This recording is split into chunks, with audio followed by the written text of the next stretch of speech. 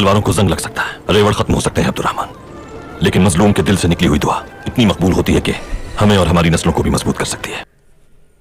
मोहतरम इमरान खान साहिब, आप इस ड्रामा सीरियल को पाकिस्तान लाए, यकीनन ये कौम की इस्लाह के लिए एक बड़ा स्टेप था। इसके डायलॉग्स और अल्फाज इतने पावरफुल हैं कि ये इंसान की हालत बदल देते हैं, लेकिन इन पे अमल की जिम्मेदारी सबसे पहले आपकी और मेरी है, फिर किसी और की। एक फर्द की जिंदगी पे उससे जुड़े चंद लोगों का हक होता है, लेकिन एक हाकिम की जिंदगी पे पूरी कौम का हक होता है। कोविड में कारोबार और नौकरी वालों की तो चाय रोटी चलती रही, लेकिन उन गरीब के बच्चों का क्या जो बेरोजगार थे या फिर 500-700 पे दिहाड़ी करते थे और उनकी वो दिहाड़ी भी चली गई। कितनी इतलात मौसूल हुई कि एक बाप जो कि अपने बच्चों को भूखा मरता नहीं देख सकता था, उसने अपनी जान ले ली। इन सारी चीजों के जवाबदेह आप हैं। और 3 साल से पढ़े लिखे नौजवान इतने दलील हुए, जॉब्स नहीं आई, कि अब उनको जॉब्स आने की खुशी भी नहीं होती, क्योंकि उनमें से अक्सरियत जो है वो अब ओवर एज हो चुकी है, वो जॉब में अप्लाई करने के काबिल नहीं रहे। मेरी आपसे हाथ जोड़कर अपनी तरफ से, अपने तमाम देखने वालों की तरफ से और उन तमाम नौजवानों की तरफ से जो कि पढ़े लिखे हैं और ओवर एज हो चुके हैं, आपसे गुजारिश है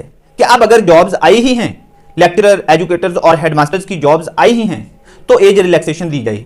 मेरी ये आपसे, उस्मान बुज़दार साहिब से, पीपीएससी के चेयरमैन से और तमाम अरबाब इख्तियार से जो भी इसमें अपना असर डाल सकते हैं, उनसे गुजारिश है कि वो तमाम नौजवानों को एज रिलैक्सेशन दें और उनके दिल से दुआएं लें। यकीनन अगर आप ये गरीबों के दिल की फरियाद सुनते हैं तो ये आपकी दुनिया और आखिरत के लिए बेहतरी का एक बहुत बड़ा स्टेप होगा। वो तमाम नौजवान जो 3 साल से जॉब्स के लिए मारे मारे फिर रहे हैं, नौकरियों की तलाश में हैं, 1 करोड़ नौकरियों की तलाश में हैं, अब अगर कुछ जॉब्स आई ही हैं तो उनको एज रिलैक्सेशन देकर उनके हाल पे रहम करें और उनके दिल से दुआएं लें। अल्लाह ताला हम सब का हामी नसर हो। अल्लाह ताला हम सबको अमल की तौफीक अता फरमाए। Wish you all the very best.